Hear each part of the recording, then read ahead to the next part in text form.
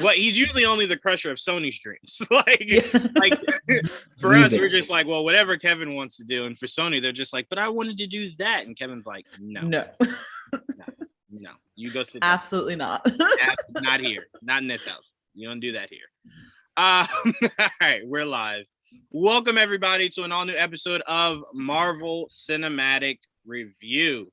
Today we'll be breaking down episode 2 of Moon Knight called Summon the Suit. I love that. That sounds so freaking cool, man. I'm telling you, they're adding an addition to Moon Knight that only enhances this character. Saying things like you can summon the suit is just so freaking cool. It just really is. But I'm very excited to break down this episode. We got a great panel today, starting off with the Moon Knight expert. I mean, the legit expert. Blake, what's going on, Blake? It's going good. I am more than excited to get into the discussion for this episode, specifically that second half of everything that went down there at the end. So we'll see. I can tell you guys right now, since me and Blake got to know each other, Blake has been very anxious to get to where he got today, which is Mr. Knight. He was just like, get me there. Get me right there. Like, how are you going to do it? Is it going to be good? And I was very happy to see when I went into Twitter today that Blake enjoyed himself. I'm like, good. Because I know how much. I managed expectations, and as we said in the pre-chat, I don't expect a 1-for-1 translation from page to screen, and he genuinely made me laugh, and I enjoyed like the entire duration of Mr. Knight being on screen. So I was like, okay, you got me. Very good. Yeah, and real quick before I introduce everyone else, I think the biggest thing that I liked about the change, Blake, is that when you read that 2013-2016 run with Mr. Knight, the one thing I'm glad Feige's doing here is Mr. Knight and Moon Knight kind of seem like they were exactly beat for beat the exact same person, right? So It's like you needed to kind of characteristically change. So it's like, okay, this is Moon Knight, right? This is Mr. Knight. You got to kind of explain why there has to be 2 separate versions. Oh yeah, I've seen a ton of theories even before this episode that Mark was Moon Knight and Steven was Mr. Knight, and I'm like, yeah, they have to show the general audience who hasn't read the comics like these are 2 different people. It's not just Moon Knight in a tuxedo or something. They're totally different. So yeah, I liked it. I just really loved it when he stands up, looks in the mirror, and Mark is just like, what did you do? What is this? Like, what is this? And I got the 2 things I wanted the most. I got him adjusting the tie, and I got him taking off his jacket and rolling up his sleeves. I was like, they did it. They did both. Okay. I told them before you came in, Blake, that was the biggest thing that you had to do with Mr. Knight. If he doesn't roll up them sleeves, then what are you doing? Throw it away. Yeah, throw it away. But also welcoming in Tia. What's going on, Tia? Hey everyone. So I rewatched the second episode today and loved it just as much as the first time I had watched it. And we're obviously going to get more into it, but I have to say that what's standing out the most to me, besides Oscar Isaac's performance and just besides the great cinematography and everything else, I just love Ethan Hawke's like character and his acting in this show. I mean, it's just every time he comes on screen, I legitimately get chills. It's just so phenomenal, like what he brings and just kind of the intimidation factor that he can, while necessarily not being this like actually like terrifying, intimidating character. He's not like big and bold. He's soft spoken and X, Y, and Z. And it's just like so cool that he can kind of display that while still being the way he is acting right now. Absolutely. And I know the question was brought up last week, them diving into the mythology of gods and whatnot. And fun little Easter egg is if you go back and watch episode 1 again, when Steven is at his desk, I think he was either writing something down or reading something. There were 2 books on his desk. One was the history of Wakanda, and the other one was the history of Asgard. Well, can I just point out something really quick? There was an article today, and it said, with Moon Knight, is Marvel, do gods exist in Marvel? And I'm like, but I thought like Thor Ragnarok kind of touched upon that. Like I thought, I'm pretty sure like Taika Waititi. Oh, I'm sorry. Go ahead. I'm sorry. Oh, I was just saying, like in Thor Ragnarok, like prior to that, there was always the like, oh, we're not gods, we're just, beings that live a really long time. And then Thor Ragnarok came and it's like, no, like Thor, Loki, Odin, they're gods, right? So that, and like Wakanda, as you said, it's so funny that this clearly has to come from people who aren't like MCU fans, because it's like, if you've watched the MCU, you know that gods exist. So there's like no need to ponder, do gods exist in the Marvel Cinematic Universe? It's like, yes, they do. They have for a while now. Yeah. Even Black Panther, Bast, I think is the name of Bast. Bast. That's based off of an Egyptian god. Right. Like a legit Egyptian god. So it's like, yeah, I think they have not strayed away from the fact that gods do exist in the MCU. It's just not so much in your face, right? Like we've seen a lot more of Thor recently, off-world and on-world, right? So it's kind of like, well, that was it. That was our god. Like, and he's gone. So now you're kind of digging a lot deeper into it. But yeah, gods definitely have existed here, and they definitely showcase that. So but next up, Trevon, what's going on, Trevon? I'm very happy to see this episode. This episode was so much more fun this time. I don't know. I enjoyed this episode a lot better than the first one. I can't wait to get into it. Yeah, absolutely. Next up, just joined us, Didge. What's up, Didge? I'm gonna echo Trevon. I enjoyed this episode a lot more than the first one, but it made me appreciate the first one a little bit more. I think getting some of the elements, if we would have got them in the first episode, it kind of would have felt a little rushed. I think seeing it in that second episode made sense, but I do wish they would have dropped them both the same day. Of course, we all wish that. Yeah, we all wish that. But no, again, to me, I appreciate it. You have to set the table. And again, I say I appreciated episode 1 of Moon Knight going into episode 2 a lot more than if I didn't know anything. Like if I knew nothing about WandaVision and I went into that show, that's a way slower burn than Moon Knight was episode 1. Like that legit was story for like 4 episodes before it really jumped into everything. That's fair. I think I don't know much about Moon Knight's character. Oh, so no, maybe that's the difference. Yeah, I get that. No, I completely get that. But to me, like, if I had to equate a slow burn, WandaVision was such a slow burn. If I didn't know anything about like the storyline or anything, it was just like story after story after story before you got into like the good action of it, right? So to me, I appreciated them just establishing Moon Knight, and then the second episode, right into it. We're action packed. You know what I'm saying? So to me, I appreciated that. That's why I always tell you guys, if you're doing a trilogy, your first movie should be the table setter. And then you go completely bonkers in your sequel, and then your third movie, you can kind of do a combination of both. But the first movie has to set the table, so it gives the second movie all the freedom it needs. And that's what it did from episode 1 to 2, where you can open it up a lot more. But last but definitely not least, Jamie. What's going on, Jamie? Nothing much.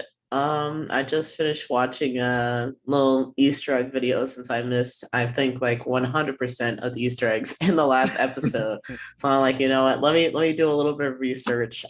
So I think I am aware of like all the little hidden gems they have. But yeah, I enjoyed this episode more than last week's, and I can't wait to see what they do next, especially in Egypt. So that'll be cool. 100%. And it's also really cool to see Oscar Isaac in Egypt and not have a purple suit on. Like that. I'm sure he's happy about that too. Yeah, that was great. I was just like, I'll take half naked Oscar Isaac in Egypt way more than Apocalypse any day. Like any day of the week. You give me that over that any day. I actually forgot about that. I was not getting your reference at first, and then I was like, oh, okay, that's right. It went right over my head. When I first saw it, I was just like, Oscar Isaac in Egypt, where have I felt this before? And it's just like, I know, and I did not like it. But no, this was a very fun episode. I want to start with you, Tia. Give me your thoughts on the episode, but I also want to know your thoughts on us finally getting to see Layla, and seeing that she's a badass, a complete badass. She's very confused at how confused Steve is. What are your thoughts on how some of that played out? Obviously, as seeing the museum events, but from the camera's point of view, where it's just Stephen running around like a fucking maniac, and showcasing no monster whatsoever. And then obviously seeing us slowly progress through the episode. The cops come to interrogate Stephen and whatnot. So just walk me through your thoughts on this second episode. Yeah. I don't know if I had missed something in the first episode, but I don't believe that we realized that this was kind of like he was the only one seeing it. So it was interesting in the second episode to see that he was the only one seeing the monsters. Like, I thought that it was very interesting when he's like, Jackal, Jackal. And Layla's like, what Jackal are you talking about? So I thought that was very interesting. I wanted to jump directly to the character of Layla, as you said, because I liked their interactions with each other. As you said, she's a complete badass, but I liked that their dynamic didn't feel campy, because it could have very well felt campy with him with Stephen, right? Confused as to her saying, we're married, Mark, da da da. And he's just like, I have no idea what you're talking about. And it didn't feel tropey, because it could have easily felt that way, and it didn't. So I thought that was a very calculated, organized sort of sequence of events there. But I love this episode as a whole. As you all were praising the Mr. Knight costume, I thought it was so cool when it's like summon the suit, and he's like, suit, and he gets that, and Mark's just like, what is this that you're wearing? He's like, I don't know, I don't control this, it just happened. And I mean, it looked very cool. I very much liked it. There was one scene in it that now I'm like kind of forgetting the sequence of it, but just Stephen essentially confused, and the screen like almost paused for a second before like continuing on. And I just love like this whole confusion that really, like, Stephen's confused and you as the audience are confused, but in the best of ways. It's like bringing you on this like mind trip that Stephen is also on. And I appreciate how well that they're doing that. And of course, as I praised before, Ethan Hawke as Arthur is such a great character. And I love the reveal that he was the former Avatar. I thought that was very interesting. Now, perhaps you guys can shed some light on that. Was that always a thing with this character, or is that new? With Arthur? No. With Arthur. No, Arthur essentially was like a more corporate drug dealer. But he also didn't last in the comics long at all. He was in one issue or some shit. And then he right, and I remember us talking last week of how they really have the creative freedom to kind of do what they want with Arthur. So I wasn't sure if that was always something in his character. So that was interesting. I liked how he said to Stephen, you don't have to always do what he tells you to do, but that, and then also seeing, oh my God, I can't, why did I forget his name? Khonshu? Mm-hmm. Yeah. His look, like if I saw that, I would probably also check myself into like a mental hospital, because I'd be like, clearly I've lost my mind. And it was interesting. Well, not interesting. It was exciting when you got to see him taken by who you thought were police detectives. And in reality, they were just followers of Arthur. And it's like, oh, I always love that when it's like, you don't realize how many people are undercover for someone. Right. Yeah. I mean, look, I think what I enjoyed most about Arthur in this episode is he literally knew word for word what Khonshu was telling Stephen. And that was a really funny reveal too. Like, I love that. Kill him. Did he just tell you to kill me? Yeah, did he tell you to kill me? You don't always have to do what he tells you to do. Yeah. And he's like, is he saying this right now? And he's like, can you hear him? He's like, no, I've just been there, done that. He said this to me before. Which is kind of interesting because it's like, man, what a one trick pony. He just has 100%. The same lines. That's why I think Khonshu was getting so angry. Like the more Arthur was talking, Khonshu was just like, kill him now. It's like, relax, Khonshu. Like, we're just talking right now. Let me hear what he has to say. Calm down. Yeah, and that end scene with Khonshu and Mark kind of facing each other and the intimidation that was going towards it. It's just, I think Oscar Isaac is doing a really great job of really portraying all factions of these characters. And it's just, every time I'm watching it, it's like, it doesn't necessarily feel like a Marvel project, but in the best of ways. So I'm loving it. I kind of feel like Marvel's gonna go this route, but I kind of hope they don't. I like Khonshu being a hard ass on Mark, right? Like I like the relationship being, we don't have to get along. You owe me a life debt. Simple as that. You owe me a life debt. You will do my bidding, or you can go die, and then I will easily go right to your wife and just give her the power, and she'll complain absolutely none. And she's nowhere near as crazy as you are. So it'll be way easier to just deal with her than to have to keep dealing with you every day. So I kind of like, because I know Marvel likes to do things to where like they have like a big moment where they kind of realize like they need each other and then like they get along.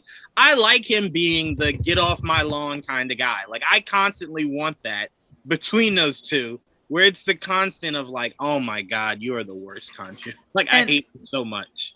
And if I can say really quick before you move on to the next person, I like too that they're like almost constantly at odds, because if you had them then suddenly work together, then I feel like it would feel too much like an Eddie Brock and Venom situation, as well as whatchamacallit.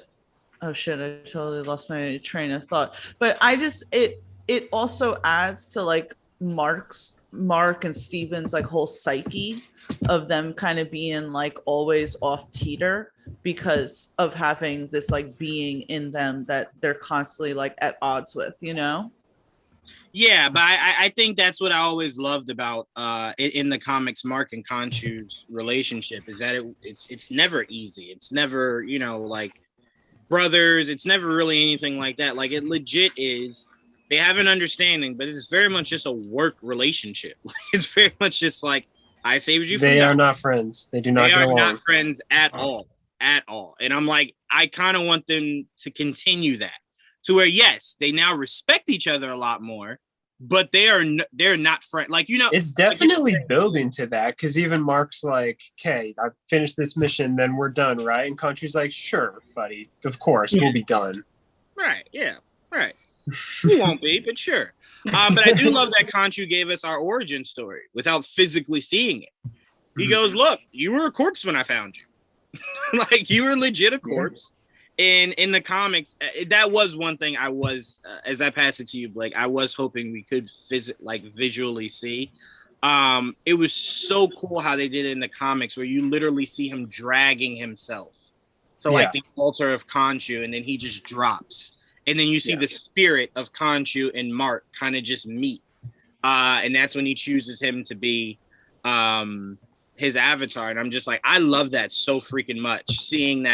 Visually seeing that. I'm like, I would have loved to have actually seen that in live action. But he did give us our origin very quickly. Yeah. Boom. I feel like we're building to that, though. Like, there's some stuff that we haven't seen when it comes to the trailer, and of course that it could be just clever editing, but it could be a quick little origin episode. And there's so many little details that comic readers know what it means, but general audiences don't. So it makes me think they will flesh that out. Like the two cops in the car were like, wow, you zip tied this archaeologist, then shot him in the back of the head. And Steven's like, I'll never let you do that again. And he's like, it's not what you think.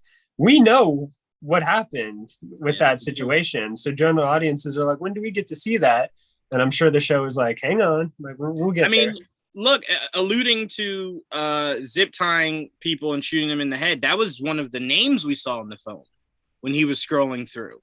So I'm like, we're gonna get there 100%. We're gonna get there, whether it's just dialogue or us actually seeing it. So I can't wait for that. But again, Blake, I want to pass it to you. This was like, you've been waiting for this moment. You got it.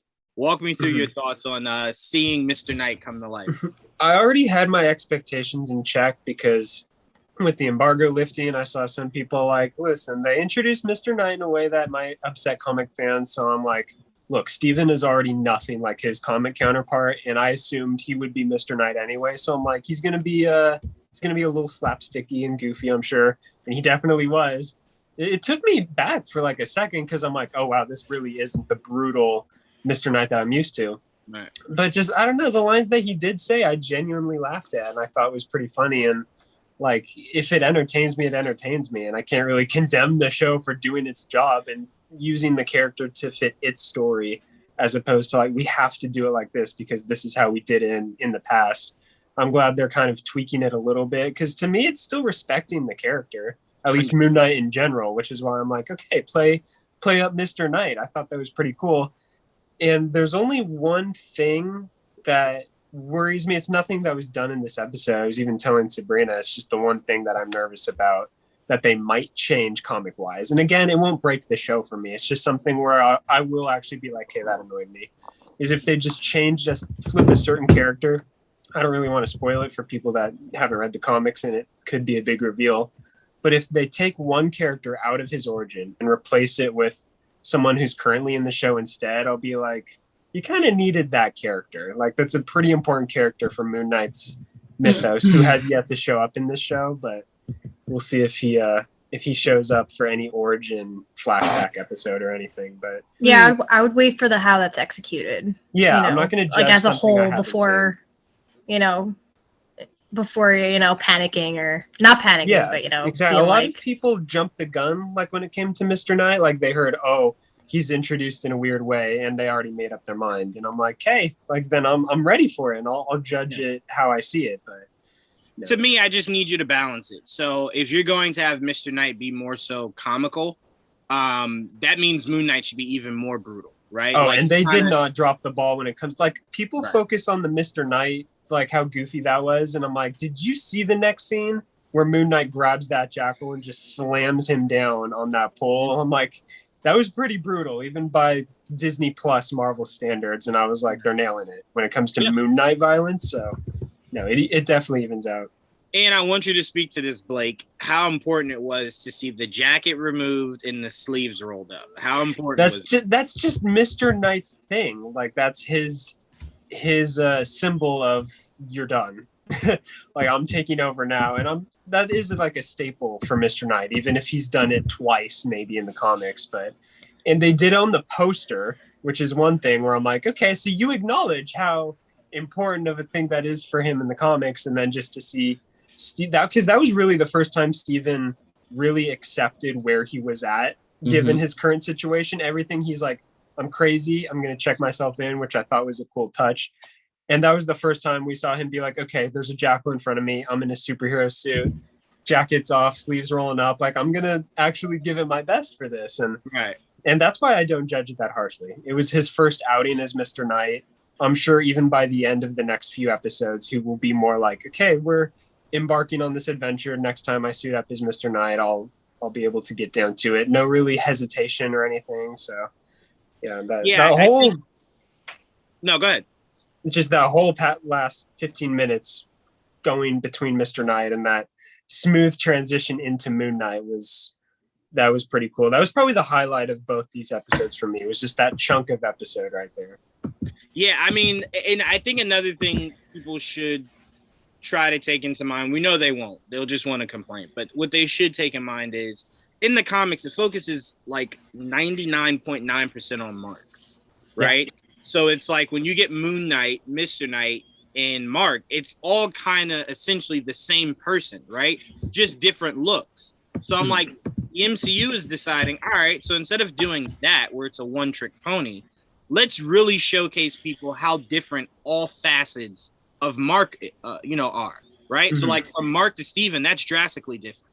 And then from Moon Knight to Mr. Knight, that's drastically different. It's not all the same thing, because then it becomes like, because if you're a casual fan that doesn't know Moon Knight, if Moon Knight and Mr. Knight are exactly how they were in the comics in the show, you would go, well, why do you need both? What does one do that the other one can't do? You know what I'm saying? Yeah, Like, you have to take into consideration how much easier it is to convey little stuff like that in books as opposed to visually seeing it on the screen. That's why Feige was in that room with the writers, and he's like, it has to be two extremes. Right. Brutal Moon Knight, very talkative, goofy Mr. Knight. So right.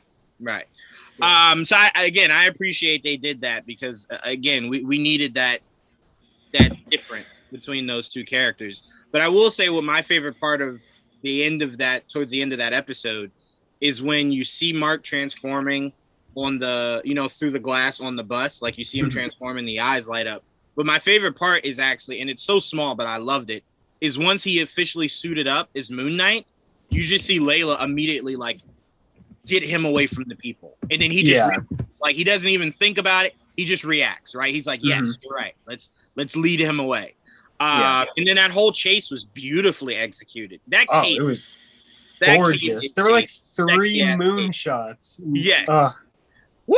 That is a sexy ass cape. I'll tell you that. Goodness gracious. They know how to get that cape. And that was the first time Layla, like, it registered in her head where she's like, okay, you're Mark, go. Like, you'll finally understand what I'm trying to tell you. Because at a certain point, she's like, is he talking to himself? Okay, whatever. There's Moon Knight, the one I'm familiar with. Go. Right. It made all the sense in the world to her. Like, okay, I know who you are now. Like, go. She's like, hey, now I can talk to you how I've been trying to this whole time. Right. So I appreciated that a lot. I really did love seeing that between the two of them. Joel, I'm going to pass it to you, man. What were your thoughts on Summon the Suit, episode 2? Great. I think I agree with everyone else that it probably liked it more than the first episode. But a lot of that is because my complaint for the first episode is I swear I saw most of it in the trailers. So it's like, at least this whole episode, it was like something very new. So I really appreciated that. And I've definitely learned to really enjoy his dynamic as Stephen Grant. And I love how different they made him be compared to what we're used to in the comic books, if you read the comic books. But it's really cool how they definitely shift and separate the two, and I appreciate that. And I like the whole idea now that basically Mr. Knight's his and Moon Knight is Mark's. So it makes me wonder, like, if they ever do get to Lockley, what happened with him? So I'm like, because I would love to see that, because it's hard to, how do you separate all three? And look, they at the end of those credits, you see 3 faces. So hopefully they do not skip on him. I really want to get. It makes you think, who asked out that girl that Steven works with? Mark's married very happily. He didn't do that. Right. Steven didn't do it. So I mean, I don't know, because I'm like, if. Again, I didn't think Steven would be as important as he is, right? I thought it would be Mark, and then it would kind of sometimes go in between. So you making Steven this dominant, I don't know how you convey that 3 separate ways, right? Because it kind of then becomes like, that's maybe a little too much. So I'd be curious to see if this ends where Mark is just fully in control, and then he just has lapses where he becomes Steven or he becomes Jake. I could accept that, where he's fully in control and then has momentary lapses where he goes into those 2 other forms. But if you keep Steven as the mainstay, right? And then it's going between Steven, Jake, and Mark, and Moon Knight and Mr. Knight, it's like, okay, that works for print. Live action, that's a lot to convey. You know they're waiting for general audiences to be like, okay, Mark, Steven, Moon Knight, Mr. Knight, got that covered. By the end of the show, maybe introduce the idea of Jake, but not right off the bat, because that would be a little overwhelming. I mean, there would be nothing cooler than an end credit scene of like a cab pulling up. It is just like, oh shit. That's what I've been expecting this whole time. like they're doing it. They're going there. Like, that's so freaking. I told you guys before, the best scenario for me mentally, just in my mind, is literally getting that scene and then seeing one of the characters we're expecting being the one that ends up in that cab. And it's like, oh shit, okay. Yeah. All right, hold on now. After this episode, I just pictured Layla waiting for a cab, and she gets in, and it's Mark with a mustache and the hat. She's just like, whatever, like, let's go. Like, sure. She's just like, you know what? At this point, fuck it. Whoever you are, thank you. Like, let's just get out of here. Maybe he's an Uber driver now instead of a taxi driver. Yeah, I mean, I guess you would have to. Maybe. Yeah. I don't know. Yeah. I don't know. The actor. Maybe he'll move to New York by the end of the show, and that's how we get Jake in the cab. But even then in New York, it's mostly Ubers now. At least when I was there not too long ago, we were mostly Ubering. Taxis are expensive. Mostly anyway when I didn't have a car either. It is very much accurate for it to be an Uber, but I would love. It's got to be like the toothpick, the old hat, everything. Like I want. Yeah, I'm like, to me, I wouldn't be upset because it's like the stupidest thing to be upset about. But I would prefer that actual cab. Like, you know what I'm saying? Just the vintage of it would be so fucking cool. Yeah. But Joel, what else stood out to you in this episode? I know it's silly, but like when he found the bag with all his stuff in it, and he saw his passport, and I had to check. I'm like, so where is he from? Where does it say he's from? And it says he's from Illinois. I'm like, okay, I like that. He is American. He really is American. He's like probably Chicago or whatever. Right. So I appreciate that. The dynamic between the two. It looks like the first two episodes are heavy Stephen Grant, and then it looks like we're probably now going to get to see more Mark Spector and whatever they show us next, which we get to now spend time with Mark, which we didn't really get a lot of the first two episodes. So that's cool. They've been like basically ending with Moon Knight. So like the first episode was like not even a minute, and then the next we got at least a lot of hot shots at the end of the second episode. So, and of course Mr. Knight. So that's really awesome. And the designs for the costumes have been amazing for me. As a costume guy, I'm very particular, so I'm very, very happy with what at first it didn't hit me because the first thing we saw was like that behind the scenes look of like the Moon Knight shot in the bathroom, and I didn't believe that was the shot, you know. So I don't know, I wasn't feeling it, but you know, after all this, like I see the Hot Toys now, I'm like, that costume is beautiful, and now Mr. Knight looks incredible, even with the scar. I'm like, I dig it, you know, it looks really cool. But overall, I mean, it's been so far a good ride.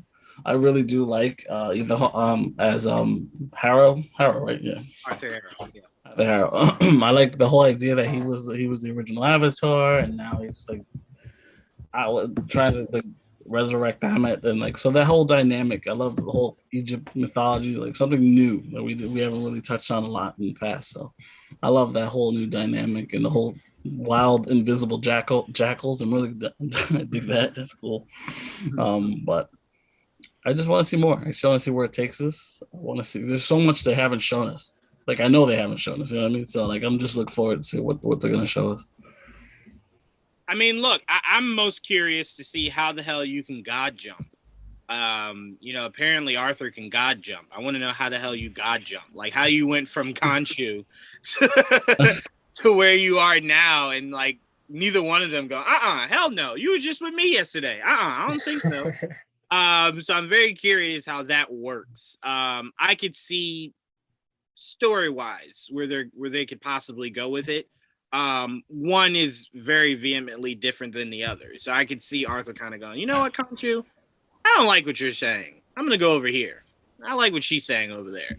But shout out to Steven for breaking the movie mold of people just automatically making it cool to kill kids, and Steven's just like, yeah, no sense. Like, wait a minute, you're just gonna kill some kids for what they could do 30 years from now? And I love how Arthur had no answer to that. He was like, give me the goddamn thing. Shut up. Like, shut up. Let's move on from that. I killed kids. I'm asking questions. Yeah, shut up. Stop talking. I'm talking. So I love that exchange between the two of them. I think that's what I wanted to say. So Joel, I'll ask you before I pass it to you, Trevon.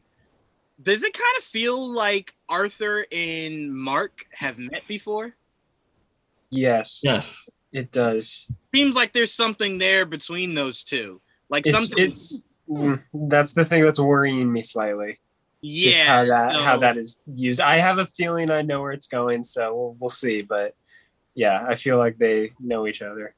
Yeah, because Steven's like, I don't know who you are. And he's like, I know who you are. And it's like, that's creepy. Also in the first episode, when he sees Steven in the crowd, he's like, mercenary.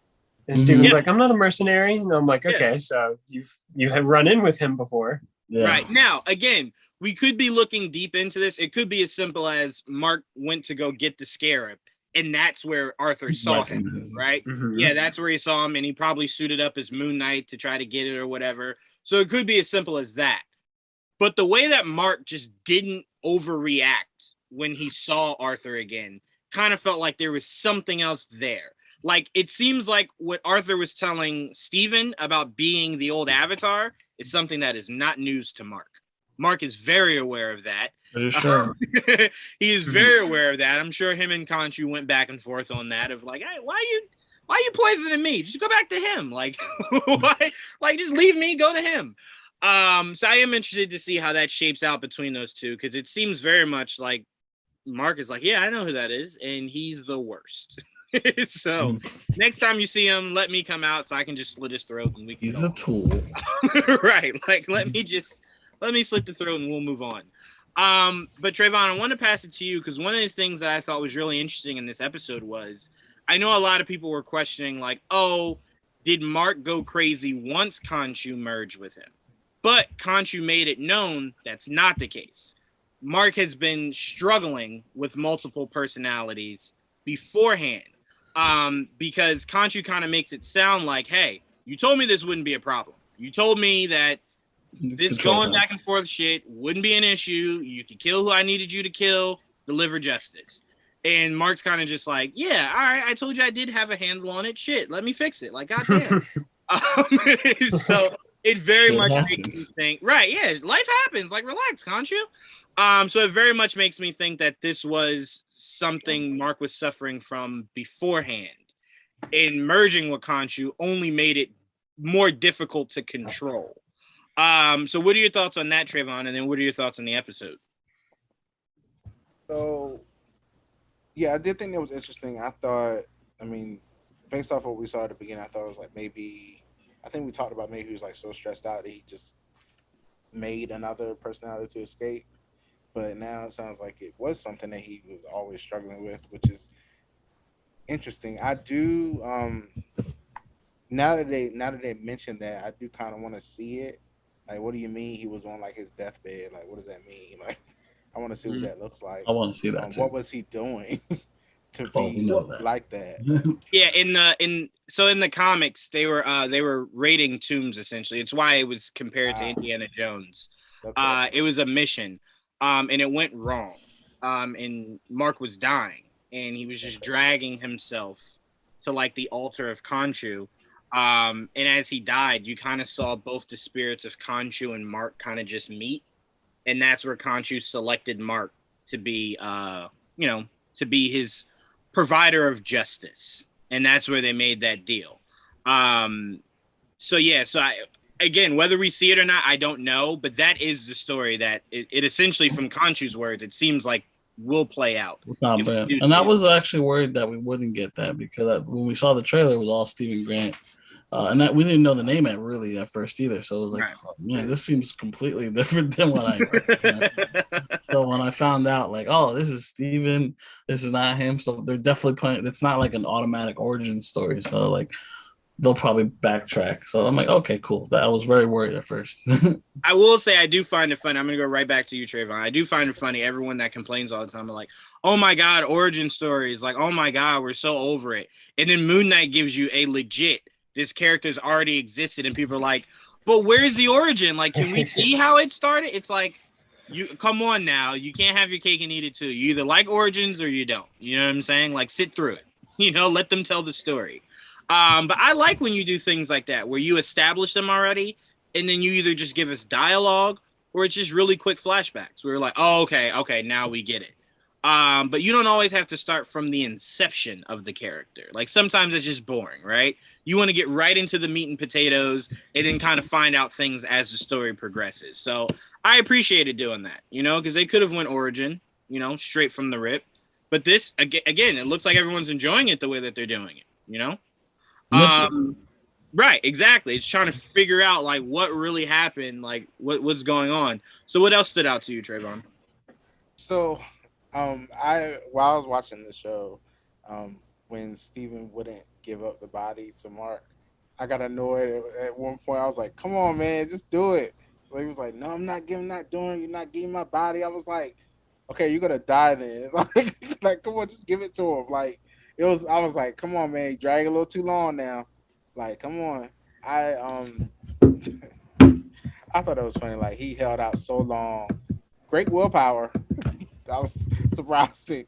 Like, he held out for so long to the point where he made his own suit. I was like, okay, all right.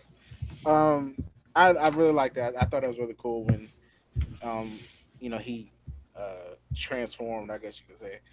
I did love the glowing eyes. I thought that was so awesome to see. Layla was badass. I really enjoyed her this whole, like, she was very like, okay, I've seen, like, I don't know what you're talking about right now, but we'd have been through worse shit than this, so let's do this. Like, obviously I was like, damn. I was like, okay. Like, and it's so funny. He was like, I would never divorce you. It's so funny he said that. I was like, Hey, I nodded my head right with him when he said. I was just like, hell no, I wouldn't divorce her. You serious? Like, what? Hell no. Yeah, Mark is crazy. No, I really appreciate it. And look, to your point, Trevon, the more I saw Layla, the more I was just like, all right, clearly we love Mark and Steven, but how can we hurry up and get past Mark and give the power of Khonshu to Layla? like that's how much I was loving Layla in this episode. Like, what would Layla Moon Knight look like? Like, now I'm intrigued. Now I want to know, right? So I'm like, yeah, I'm glad that her character is who she is. It's not a damsel in distress. It's not just a love interest. She's straight up his partner. 100. I was just about to say she means so much more to the story than just being a love interest. So I love that. I love every bit of that, and we need more Layla. Like, shit, give me more Layla. Like, give me a Layla spinoff series. You serious? Come on. But what else stood out to you, Trevon? Let's see. So, Khonshu just still being an asshole as usual, I guess. He's good at that. I am liking it quite a bit, actually. I think it's fun. I don't know. I mean, the episode was cool. We got a little, some more backstory, and I actually didn't expect Layla to show up like that. Like, she's like, "Oh, I'll attract you." I was like, "Oh, okay." Hi. I was like, okay. So, and when he gave her the scare, I guess he didn't give it to her technically.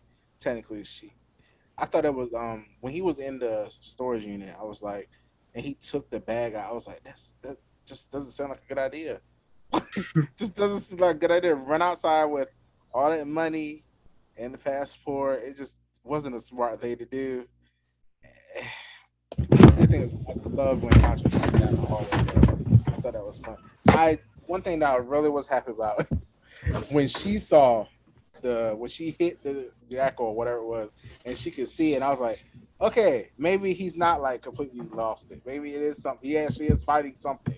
Because every time nobody else like, oh, I can't see it. I'm like, is he nuts? Like, please no. Like, I want him to at least be fighting something for real. When she hit it, I actually felt relief. I was like, oh, okay, good. Somebody else can see it. And she can actually see this suit that he got on. Cool. Because I was like, is he imagining all of this? Because I was actually, I know, this was playing with that, but I honestly want it to be real. Like, I want the suit he has on and all this. I did not want to get down like almost the end of this season. Like, oh, all of it was in his head. I don't like that. I would not like that. Like, yeah, no. You don't have to worry about that. Moon Knight's actually interacted with other Marvel characters. So, like, the concept of Moon Knight isn't fake. And honestly, I wanted to correct myself because I've been saying this for the last 2 weeks now. In the newer comics, the focus isn't Mark being crazy. It's an actual mental illness that he's dealing with. So it's not the idea of is he crazy or not. The concept more so is this just something he is manifesting in his head? Or is it actually physically happening? But it's not a crazy or not crazy thing. So I want to make sure I say that so it doesn't make it seem like that illness is someone being crazy or not. So it's just more so of, is he imagining that this is happening? Or same with really the comics and the show. It's more so I've always seen them both like, this is real and it's happening, but to what extent? Right. Like exactly, Mark's right. going through all this. It's just like, is he actually seeing a jackal or is it a person chasing him? Stuff like that. Yeah, so it's less Fight Club. It's kind of Fight Club, but less Fight Club because Fight Club is 100% staged. We know this isn't staged. Like Arthur is real because we've seen Layla see him. Like Layla sees him, right? Layla acknowledges the costume. Right. So she was hit by the jackal. Right. So I just wanted to make that correction because that is my fault. I don't want anyone to think that I'm saying people with that illness are crazy. So I want to make sure I'm correcting myself in that. But I'm sorry. Go ahead, Trevon.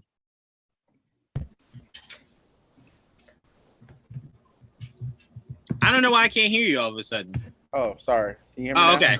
Yeah, I can hear you now. Wait, the microphone was like down, and I was kind of sorry. I felt like it was so quiet. I felt like Mark. I'm seeing your mouth move, but I can't hear anything. I'm like, are you not? Am I the only one that's experiencing this? Yeah, it was like an awkward silence. I was like, what? You scared me for a second there, sorry. Trey. You're like, yeah. I mean, I don't think I have anything else to say. I mean, I really enjoyed this episode. I was trying to be very vague on Twitter because I didn't want to spoil anything for anybody.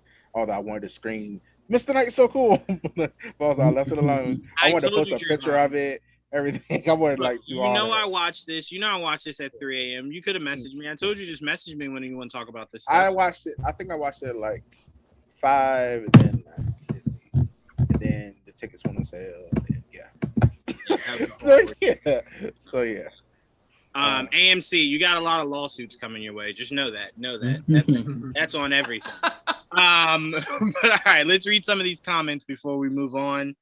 Whole bunch of comments here. Let's see. I have loved both episodes so far. Really great action with me not knowing the characters. The build has been making me want more. I love the making Conchu seem to be the bad guy for Steven. He's just an asshole. It's not a bad guy. He's just legit just an asshole. It's just simple as that. He's just an asshole. So can Mark control the body as long as he wants? It seemed like Steven is trapped as long as Mark chooses. So that's a great question, listener Jim. So Mark actually said this in the episode.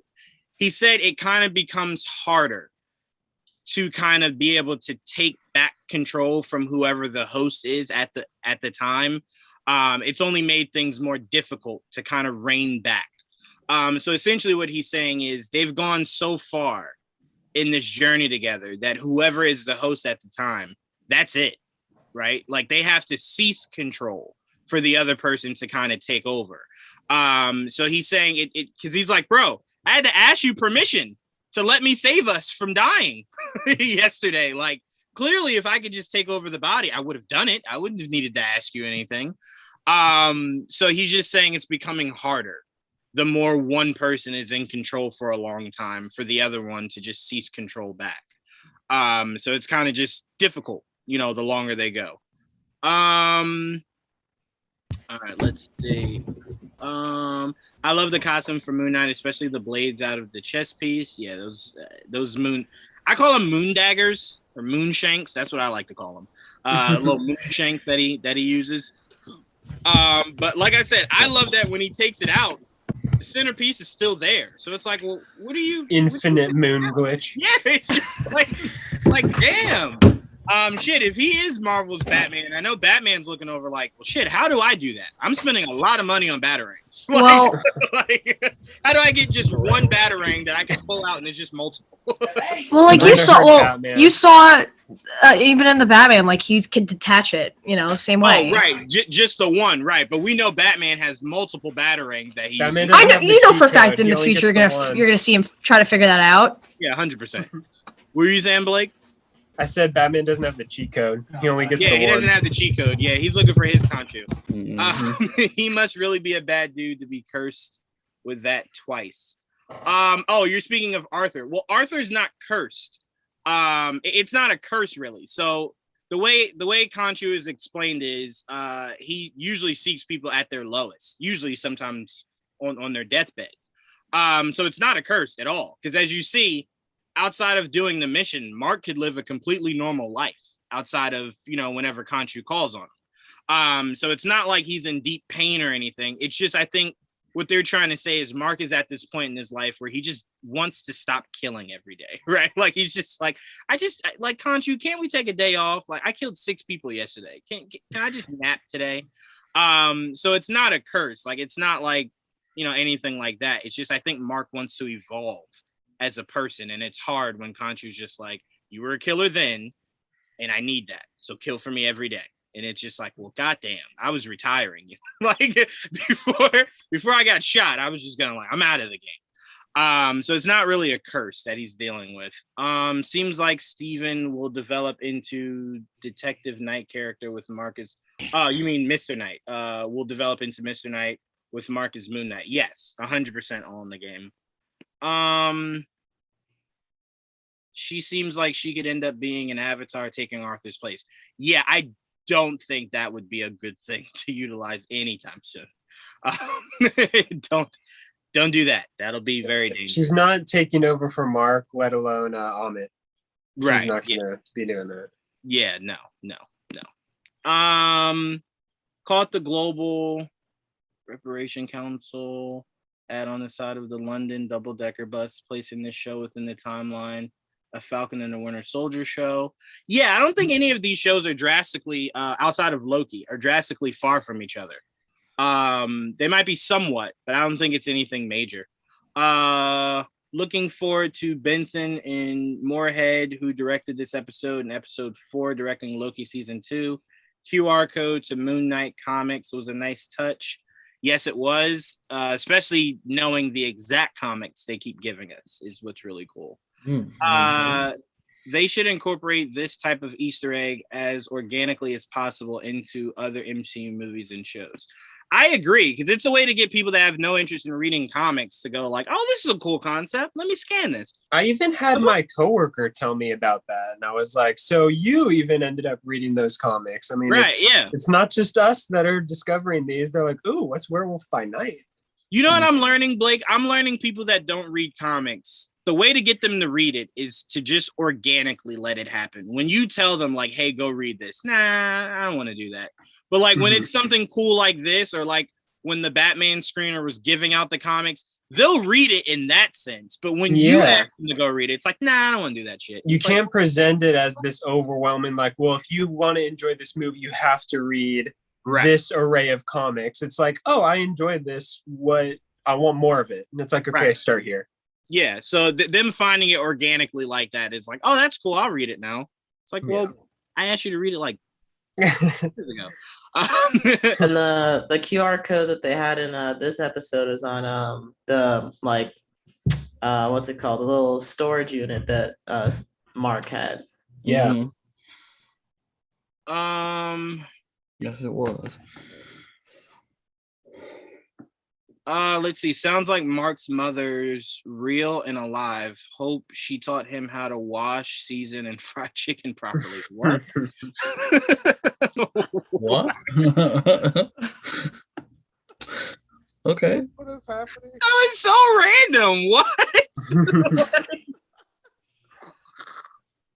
He must saw that Paula Patton video. Right. Oh man, Everybody saw the Paula Patton video. Oh Look, man, Paula, I love you, but don't do that again. Don't do cooking. Oh man, ever again. that was rough. Oof. Yikes. All right. It's making a lot more sense now why Robin thinks that, I gotta get the hell up out of here. She don't do nothing in like she has some stale ass cornbread. She don't do nothing right cooking wise in this house. All right, that was hilarious all in the game. I appreciate that. God damn. All right, Didge, let me go to you. Oh, Paula, why? There was no seasoning. God damn. No, she seasoned the grease. She seasoned the grease. What? Did you see her response? No, I didn't see her response. No. Oh my god. Oh my god. Watch the response.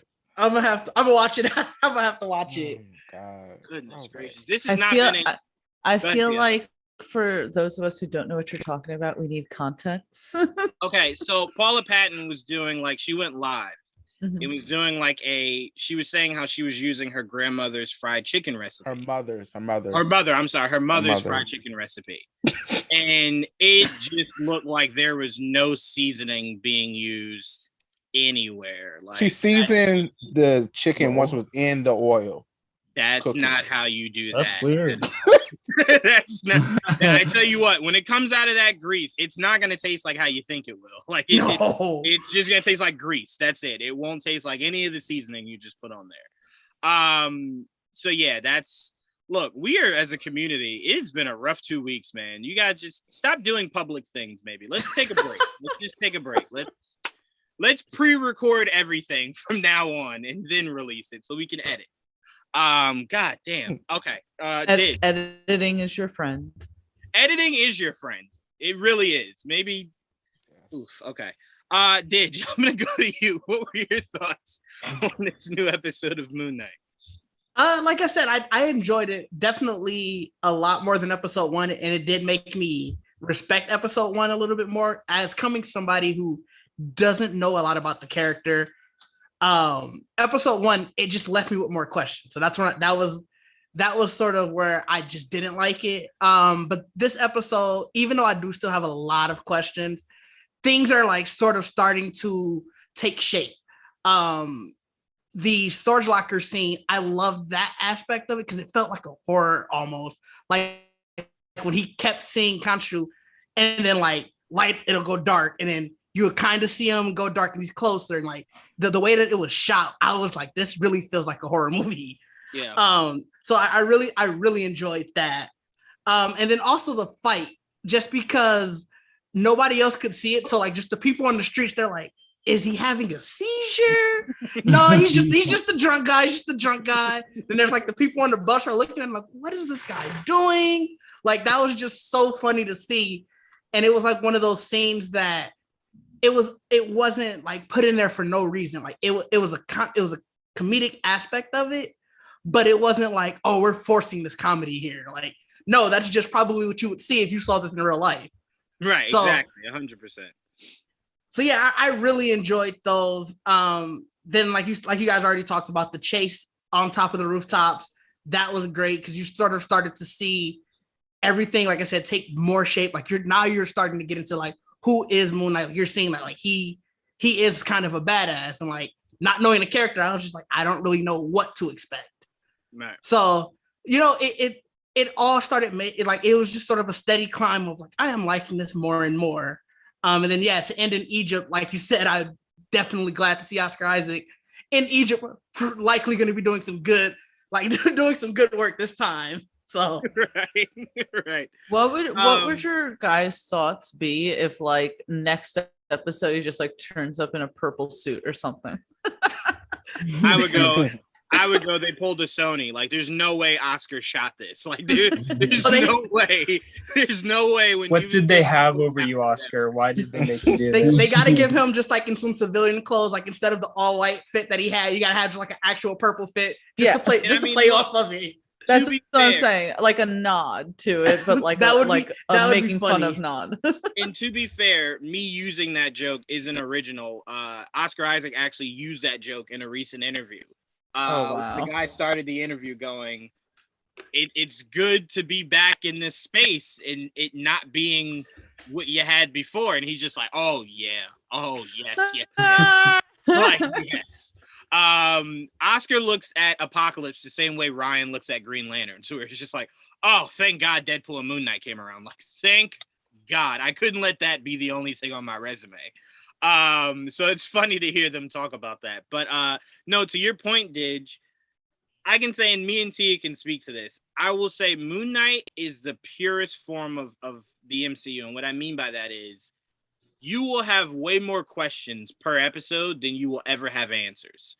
And that's why when I was telling you guys last week, I compared it to Inception, because it's very much a question mark everywhere you go, to where you're just like, okay, all right, cool. The episode starts with this question, and then you're like, all right, cool. They're clearly going to answer it. You get to the end and you're like, wait, hold on. Did you just give me 3 more questions? Like, what? You didn't answer the first one I had. And they're like, I know.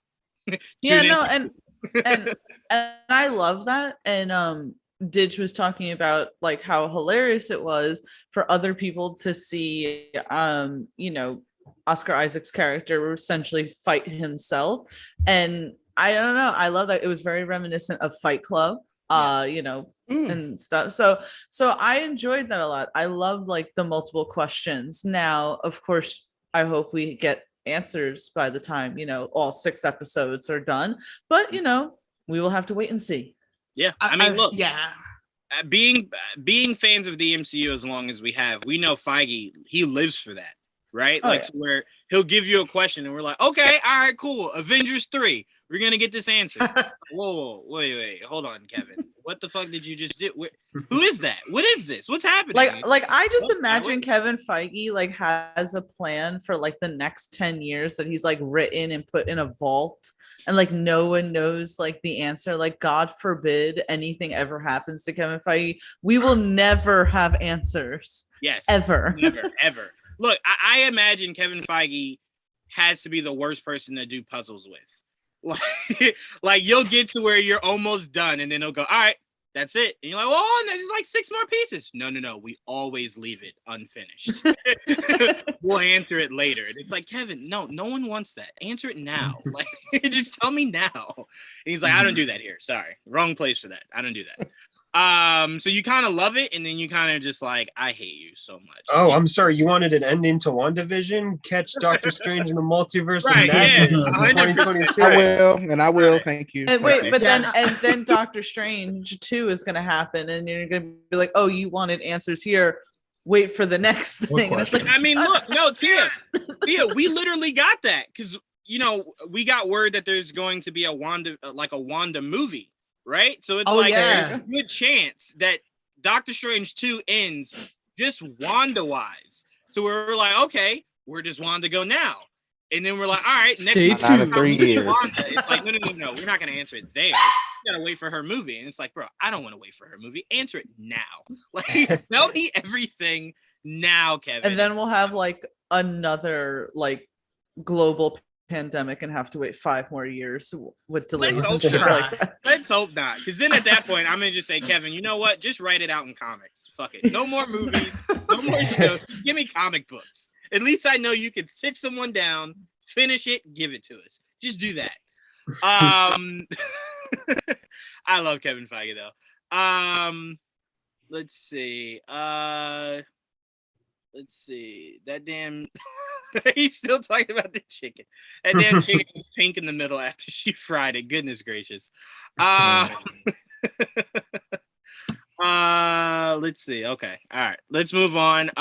Jamie, I'm gonna kick. Oh, wait, Jamie, you busy? All right, I'm gonna kick it to Sabrina. Jamie's busy. Sabrina, I'm gonna go to you. What were your thoughts on this new episode of Moon Knight?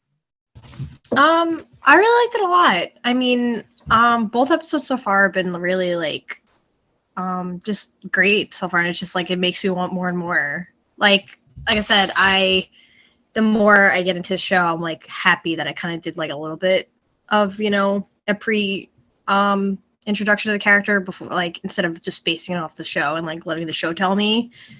Because like some stuff that I'm like, okay, I know what this is. I know like what they could probably do, or from Blake too, of course.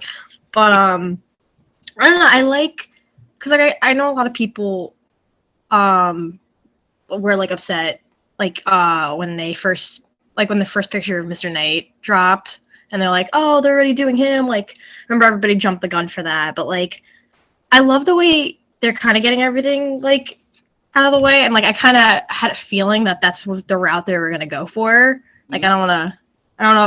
Can I say spoilers? This is a spoiler one, right? Wait. Spoiler in the sense of what? Something that happened in the comic? No, in the episode. Oh yeah, we're talking. Yeah. Oh, okay. I just want to make sure, because like I know some people, in case they haven't yet. Okay. Yeah, I'm just trying to be respectful. No. I just was confused. I'm like, wait, have you seen more episodes? Like, what do you mean? Oh no. I meant like she's the like, fact I've of seen the finale. You guys aren't ready. Yeah, I got nervous for a second. I'm like, how much do you know? But no. Juwaan says this as if we didn't see more episodes. Yeah, but no. So when Blade shows up and kills Khonshu. Like, wait a minute. We're like, what? Yeah. Yeah, go ahead. You're good. Well, it's just like the fact that like even it was director. that confirmed it, like they first came out about You're breaking up. oh, Michelle. hold on. Sabrina, your reception's not good right now. Am I good now? Oh God, I thought it was me. Ooh. No, you're broke.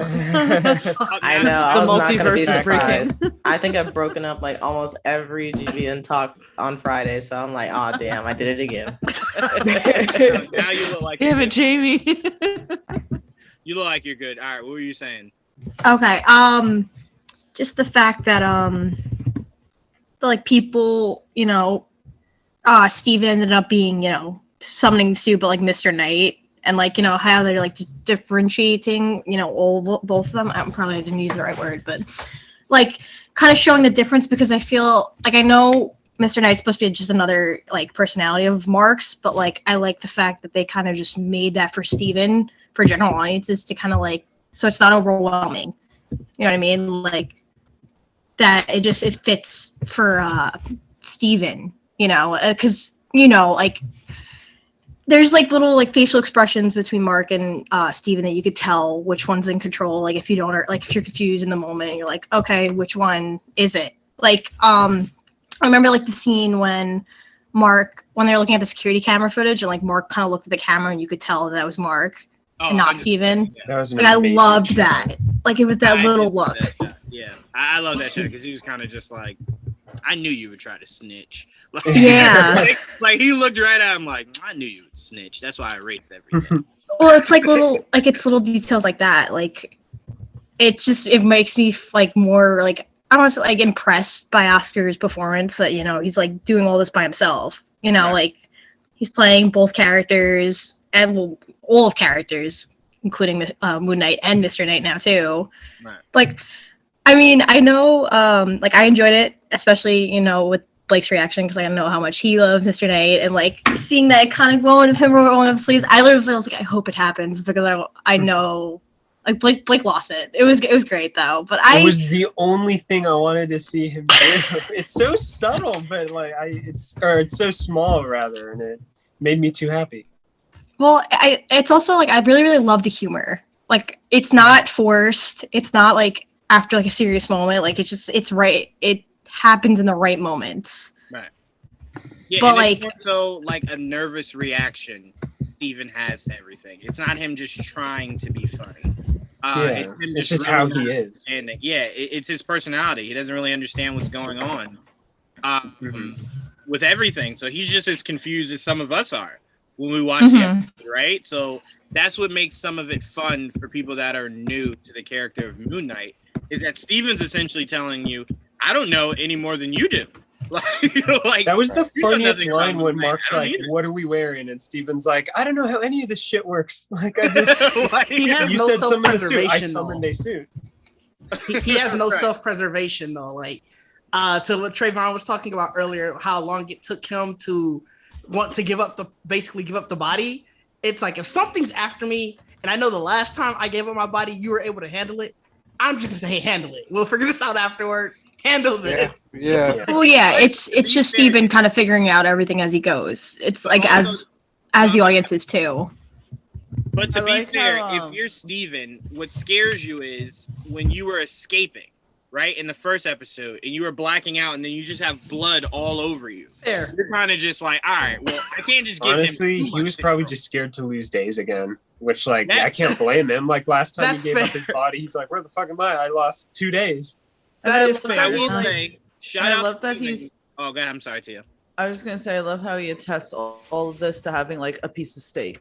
It's like, yes, Stephen, that is the problem. Literally one of the best lines. Like Yeah. it literally, it was so funny. It's just like stuff like that. It's like something like a lot of people saying that are goofy. Was like that was actually like, generally funny. I thought it was hilarious when he was Humor like, is I have one piece subjective, of but steak. pretty and much that's it. everything has landed for me. Right, and look, shout out to Steven because he's accidentally fallen into two of the most beautiful women in MCU history by accident. He just keeps waking up and it's just like, you on for the date tonight? Date? Who are you? Like, To be how fair, did it's that happen? Oscar. It's Oscar Isaac. I mean, no, Yeah. I understand that. I completely understand that. But I just I mean, love but how like- Steven keeps waking up like, how is this Am I Didn't doing Steven something? call Mark Like, handsome in that episode too? he did. Yeah. Yeah. He sure Dude, Yeah, he did. straight I up feel was like, like I the don't care thing- if you're ridiculously handsome. Like, I feel like okay. the thing that Oscar Isaac is doing really well to separate Steven and Mark. Well, one of the things is just like the confidence between the two characters. Mhm. Like that's all it takes for well, I won't say that's all it takes, but for me, like seeing a guy who's like really good looking guy, but like not really confident in himself versus a guy who's like, maybe like he's average, but he's super confident. I'm like, hey, that guy right there, he's doing something right. It goes a long way. It really does. When it comes He's to learning. like that, like Oscar Isaac breaking it down, he talked a lot about blocking. And if you've noticed, Mark always stands with his arms at his side and his chest out, and Steven's very hunched, Very his hunched hands over. up, and it's just Yeah. such a neat Subtle. way to differentiate them. And look, Well, yeah, it's like their body language and everything, and Yeah, like their facial their body language. expressions. Honestly, a split. the best line Remarkable. of the entire episode, because it made us feel like the show kind of understood us as like regular people, is when he's just like, yeah, that's not fair. He's like, I think about killing my boss all the time. I don't actually do it though. Like Yeah. we've all been there in one facet or not in our work, like in our work histories where we're just like, I hate you so much. And it's like, but I would won't never act do on it. anything. Right. I would never do it, but I hate you. You should know that. So I love that he's like, I think about killing her all the time. I don't. I never do even it, though. pictured that from Steven too. I was like, whoa. But it's always definitely- the quiet ones. It's I was always just the about to quiet say. Yeah. I ones. was just about to say. Yeah. You can only take Steven too for much. Sure. Yeah, he for Oh sure my seems like the guy that you hear on the news. He like shut up the museum. It's like, yeah, that makes. Oh sense. yeah. No, 100%. That's Steven. Yeah. The sand at the edge of the bed, Steven. Yeah, that sounds like him. The nervous wreck, Steven. Mm-hmm. If I could say like one thing you guys were pointing out with the like Blake and Sabrina were saying the differences in say Mark and Steven, and I feel like in recent years we've had actors who have played two different versions of themselves. Like Mark Ruffalo played twins in a recent HBO show. Paul Rudd did in a Netflix show. Tom Hardy did in a movie a few years ago. But Oscar Isaac, I think, is shaping up to be one of like the best, where it's like playing against yourself. You know what I'm saying? Right. It just feels so natural. Yeah. Yeah. It's Yeah, a lot it- like James great, McAvoy in great. Split, Yeah. which I was gonna say that. ironically is Trevon very said that similar to before. this. Well, that's Yeah. like the Yeah. only time you've really seen, like different personalities like be portrayed in live action like that. So like that's why they're trying to ease into it with Moon Knight because so you don't get overwhelmed. Yeah, James Yeah. McAvoy is definitely Voice, my everything. favorite portrayal of that. Yeah. I still to this day don't understand how he didn't win an Oscar for that. Like he I just know. how he Well, just that dug was a so quite- deep. It's crazy. I mean, you gotta remember, Juwaan, not that this is the podcast for it, but that was quite a controversial movie as well. So Extremely. It was. No, it 100% was. But to me, I view it as what it was put out as, which is an art form, right? Yeah. And we know the Oscars is supposed to be a celebration of the art. And I'm like, I wasn't moved by That any was other a performance. Right. I wasn't was blown a- away by any other performance that was nominated that year. Like but to be fair, the Oscars frequently give awards to people who don't deserve it over other nominees. But that's another conversation for another time. every year. All right, so Jamie, I want to go to you. What were your thoughts on this newest episode of Moon Knight? I enjoyed it. I liked it more than the first episode. I think I don't know. Let me refer to my notes here. I've been like a little bit scatterbrained, so I was like, let me just go ahead and write things down. So I just know. I did like how it started out with like just the sand and hearing the sounds. And like the first time I watched the episode, I have no idea if this is a nightmare or if this is just like what Steven is imagining, or I don't know. But then rewatching it, I'm like, oh, I think this is like the audio of him like beating up the jackal from the first episode, like at the end of the first episode. So that was like an interesting little nod back to like maybe Steven thinking like, is this a dream? Is this reality? Like what is happening right now? And then I was also like a little bit like Trevon, like going to the museum and like Steven finding that like the jackal wasn't on video, and I'm just like, oh god, like is this all in his head? Like no, don't don't do that. But I was glad that it turned out it was not the case. But at that moment in time, I was like a little bit nervous. And I'm like, how are they gonna go about this if they go down that route? And then Steven getting fired. I thought it was kind of funny that like Steven like took the name tag off, and this is the episode where he kind of like loses control as well. So kind of like a transferal, a metaphorical transfer of like personalities, I guess. By the way, Jamie, can I just say really quickly, that was the nicest firing I've ever seen in the history of firing. It really was. I actually, that was in my notes. And Ant-Man from Baskin Robbins. Like, of course I have to fire you. But if you want to take a smoothie on your way out, he was so nice about it. He was like, "So we're not pressing charges." Yeah. He was like, "Oh, well, thank you."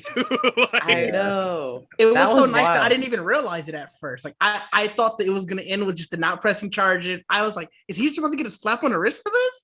Yeah. And then he has to. Bro, it just seems like everything is conveyed nicely over there, right? Like outside of his boss, everyone is just very nice. Like, hey, man, you stepped on my shoes. It's okay, but just don't do it again. And it's like, you guys are just really nice over here. Like, this is awesome. I'm like, if there was a way to get fired, especially for like tearing up a bathroom, I'm like, he got like the nicest way to go out, in my opinion. Like, he should just be happy. There are no charges pressed. They offered him actual help. They're like, you might be struggling with something. We understand that. So here's a referral to some doctors that might be able to help you. I'm like, they look like good listeners. I know. Like that was really great. Surprising. That is what else do I have down here? Oh yeah. So when Steven goes to check out the locker, because I was like, I think he pulled it out when he was sitting in the office getting fired. Like he had the key and the phone and stuff. So he was like, okay, I guess I know what I'm gonna do with my day, since I'm not going to work anymore. So he goes to the place, and I thought it was kind of weird that like the guy that I guess just like has like the registry for all the lockers, the fact that he waits for him to go through this whole spiel, it's like, oh yeah, I know who you are. Like, come on, let's go. And like, dude, you could have just said like, hey man, what's up? Like, you going back to your to be fair, I think it's showcasing how everyone in Steven's life is thrown off, because to Steven, he's just like, well, that clearly wasn't me. But to them, they're like, bro, that's the same face that I saw yesterday. Like, what are you talking about? Of course I know who you are. You were just here. So I think for everyone else, it's more so just like, are you trying to be funny right now? So I think it just kind of takes them back. And it kind of takes them to kind of realize. That's where my other note comes from. Because if like, if I see a dude, like I used to work at a grocery store, and I would see the same guy come in for like tobacco and some freaking iced tea. Very strange combination. And that's kind of why I remembered it. And like, if he just randomly came in, I was like, hey, I don't know if you saw a guy that looks like me, but I think he always gets this combination. I don't quite remember what it was. I would be like, what are you talking about? Like, did you switch out the iced tea for something else? Like, are you okay? I was not that like that character is really important, but just for like in real life, I would have been like, you all right? Like, this is kind of strange. But then going into, let's see. Oh, I kind of skip around in my notes. I was also halfway falling asleep because I just kicked in the second time I watched. So I actually had to correct myself because I wrote like gibberish for like 2 sentences, and I'm like trying to decipher like, what did I mean when I typed this out? Thankfully, autocorrect is a thing. But something else I wrote, I kind of skipped forward to, so he grabs the bag already. He's met with Layla, and they're in his apartment, and the police come. And the fact that he just gets into an unmarked like police car, I'm like, come on, Steven. Like, what is this? You should know better than this. So the fact that it was not, in fact, the police, I'm like, not surprised. Well, no, I think they might actually be cops. They're just cops that are under Arthur's control. Like Arthur. And they had very important names for comic readers. They sure did have very important names. They sure did. We'll get back to you, Blake, so you can tell us the importance of those names. But I think they are actually cops, Jamie. Are they? I think they had a badge. Yeah, I think they had a badge. And also, to Steven getting in an unmarked car, I think that's probably Steven's first time interacting with cops in any capacity. So they were detectives. If they were cops in uniform, I'm with you. Like, clearly everyone knows what a cop car looks like. But a detective, they sometimes have unmarked cars that they put you in. Again, that's a whole nother story for a different day. But I can see how Steven, that's never been in trouble before, is just like, okay, like, you're cops. You showed me a badge. All right. Like, checks for me. I don't know any better. I don't know. I was just already on the defensive. The guy literally like breaks into his apartment because he didn't like ask him to come in. He's just like, okay, I'm coming in. Like, hello. And then goes through his stuff. So that's like a legal search. I'm like, come on, Steven, count these things up, man. We're in 2022. Protect yourself. Yeah, Steven gets kidnapped. And then arrives to like, where were they? Where Arthur is kind of like has like a little, not a village, but like a little section for his people. Like, where? I have no idea. We're not made to know. We know that it's in the same city, I guess. Yeah. But we don't get like an exact location to know like exactly where they are. We just know it's not drastically, I'd say, that far from, I guess, where Steven's flat was. I guess. I don't know. But yeah, I'm sure they'll pull back the curtain as the episodes go by. But for now, it's kind of a mystery. Yeah, because I was really surprised to see that like Arthur and all his homies were just hanging out in the city. Like, dang, you just can't escape. You just cannot escape. I love that he addresses him as Stephen Grant of the gift shop. What do you call him? I don't know.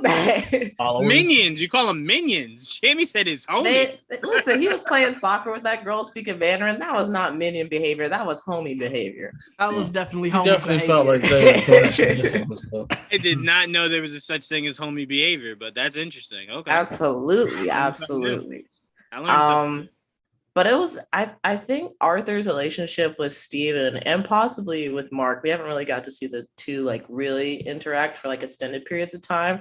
It's pretty interesting because Arthur is not really hostile towards Steven. He just wants to complete his objective. And, you know, when push comes to shove, he's willing to do like whatever it is by any means necessary. So I'm kind of curious, like, will they be able to like meet in the middle somewhere? Probably not. Like, I'm actually, no, there's no probably. They won't be able to meet in the middle somewhere. And I'm like, I don't know. They seem like they would be able to get along if circumstances were different. So I'm wondering. Yes. Yeah, I give you that. But as long as Khonshu exists in Steven and Mark's body, no way in hell Khonshu ever let them be friends. Are you serious? Right. Like, Khonshu's like, man, I'll whoop your ass. I find out y'all drinking tea together. If you don't, you don't kill him so we can complete our mission already. But yeah, I thought that interaction was pretty interesting because it wasn't just the like, where is the scarab? It was like, hey man, you want some lentils? Like, just sit down, have a good time. By the way, you happen to have that scarab on you? Like, just let me know. That was cool. I also thought the transition from like Steven to Mr. Knight was pretty interesting. Like, you could almost hear the Taco Bell sound when he hit his head on that pipe going down. I like, good grief. I was not expecting him to be transformed. I'm just like expecting him to pass out and then just like rise back up. But the fact that he I stayed awake for the whole thing. That was a surprise for me. I did not know that Mr. Knight was supposed to be like a very brutal character. So for me, I felt like it very much so fit like what Steven was doing, and Steven's just like, I'm just trying to make this work. I put on the suit, so I guess I'm ready for like whatever comes next.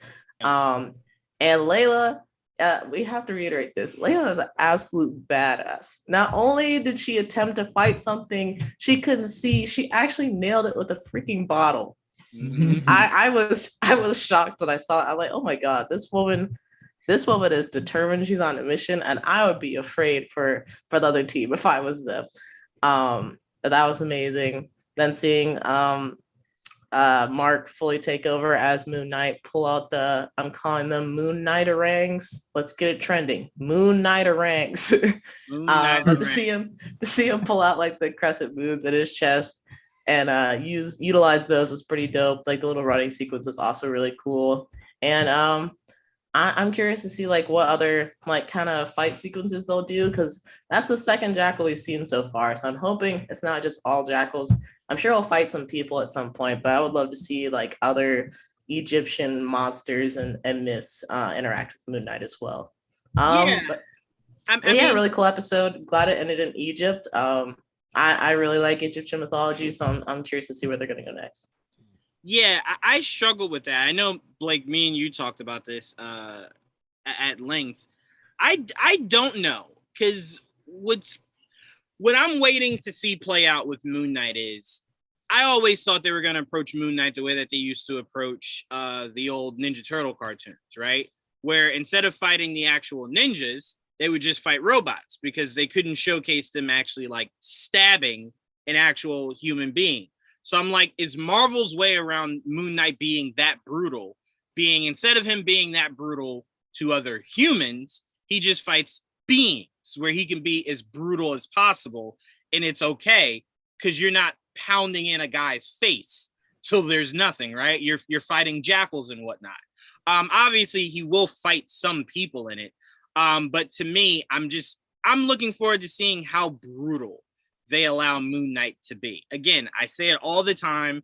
I don't need them to be just like jaw-droppingly violent. I don't need violence just for the sake of violence. But he's a pretty violent motherfucker. So it's like, you got to have some kind of balance to it. So I need to see some kind of hardcore violence with this character, whether it's a jackal or a human. So I am just very curious how they play it out. Because like I said, I just in my mind imagine we'll get more jackals and creatures than him actually like pummeling actual other human beings. So I'm curious to see how that plays out as we get closer to the big battle towards the end of the season, who he's actually fighting. So I am curious, because we know in Moon Knight comics, it's usually just people, like essentially people he's fighting. Does he ever fight with other like Egyptian gods or like Egyptian beings or maybe avatars?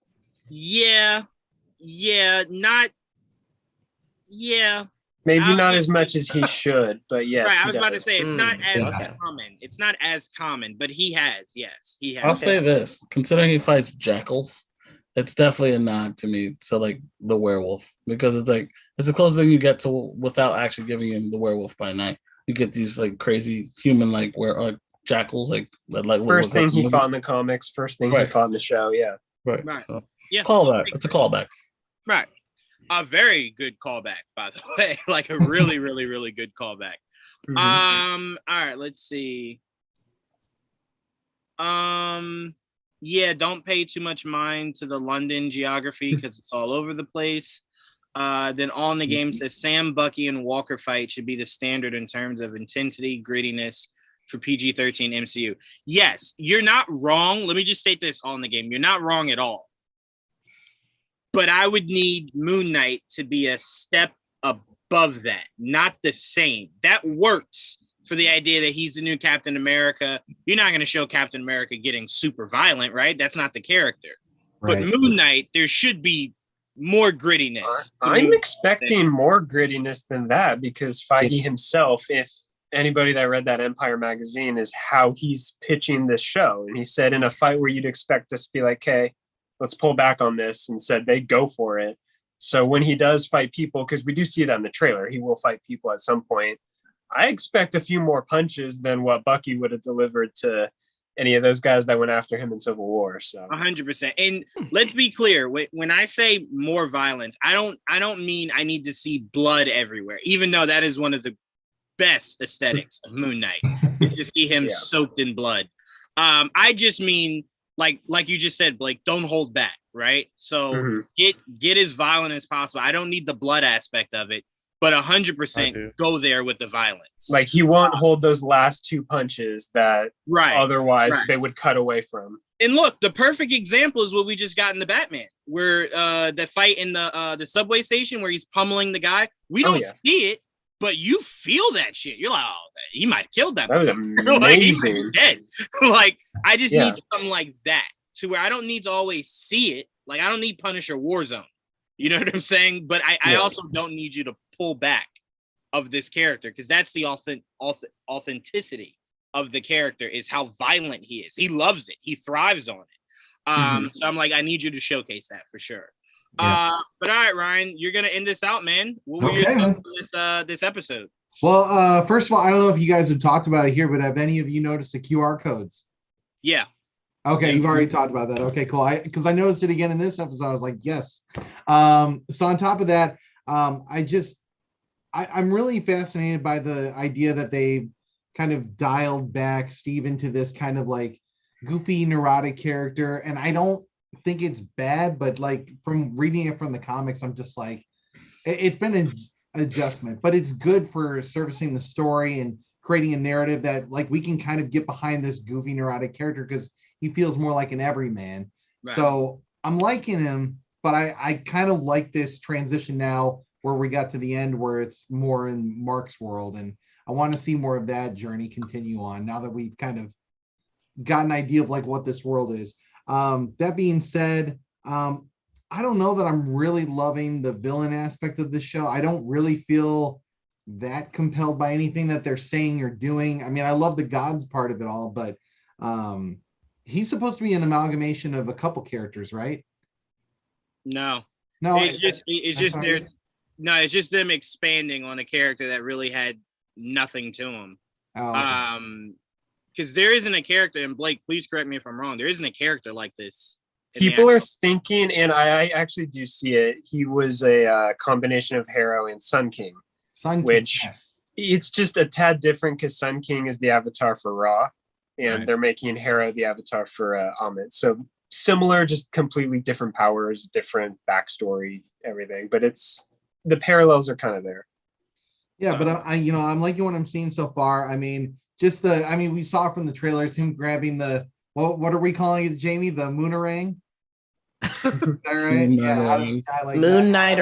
Moonnighterang. As many words as possible. Moonnighterang. You better spell all that out for us, Jamie. And one thing, someone mentioned like Werewolf by Night, and it was funny because we just did WonderCon over the weekend, and I was talking to a creator who's been attached to Moon Knight in some respects, and he says he had heard that Werewolf was going to show up somewhere in the episodes that weren't shown to the press. So I don't know if we want to speculate on that, but I mean, I think that'd be pretty cool if we got a cool little cameo like that. End credit scene of the finale, maybe. I mean, look, we speculated that because, like I said, me and Tia only got 4 out of the 6, and I can tell you right now, he's not in 4. He's not in any of the 4. So that's what we were saying. Maybe they didn't give the full 6 because they wanted to leave whatever the big surprise is for everyone to see all together rather than a group sees it and possibly leaks it. So that was my thoughts. But then I went, well, if it's not in Moon Knight, it's okay because we're getting Werewolf by Night this year. So I'm like we'll see him one way or the other. Because there's so many different ways you could go. Blade. You can go totally. Werewolf by Night. There's so many ways you can go. Yeah. And then what do we feel about? Well, and I think Jamie kind of touched on it a little bit, but like the idea that Mr. Knight is kind of like not as brutal. He's a little dorky in respects, but he's still got the power. And then he was like fighting his own shadow and everything like that. Did that work for you guys? It seemed a little hokey, and I saw the internet just tearing it up. It was all right, but I just felt like it could have been handled a little bit better. Like when she stabs the jackal, which by the way, every time I hear someone say jackal, I think of that Family Guy skit. Jackal. Is it jackal?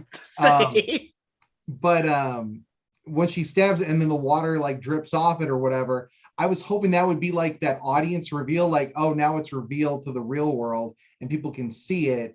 And then you can engage with that character more. Fighting invisible things, I don't know.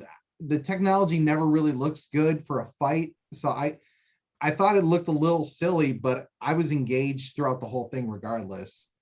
I kind of feel like that kind of works in Mr. Knight's case, because Mr. Knight is still very much a Steven who's kind of like this goofy, quirky kind of character. And to see him like having to mime out this fight against an invisible force, and then Yeah. transitioning to Mark with Moon Knight and actually getting to see the monster. So like that intensity is there. I feel like it kind of works, but I do agree with, in the beginning, I was kind of like, okay, this is an interesting approach. Yeah, But I didn't thinking feel like a about it, moment like to it kinda laugh, and I works. was laughing, and I was just like, I guess that's what we're going for here. And then it just worked after it rolled on. I think people's biggest issue is they can't wrap their heads around the fact that in the comics, Mr. Knight and Moon Knight are just Mark. It's Mark.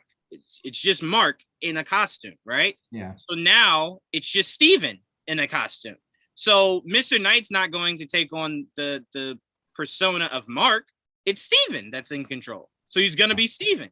So I'm like, to me, that made perfect sense. And to a lot of people, it didn't. And I'm very curious how that didn't convey to them. Like in the comics, Moon Knight and Mr. Knight are just Mark. It seems in a a little costume. silly because when you see Steven, he's just kind of dorky, awkward, almost like Clark Kent, and like you'd expect him with glasses on, kind of fumbling all over the place.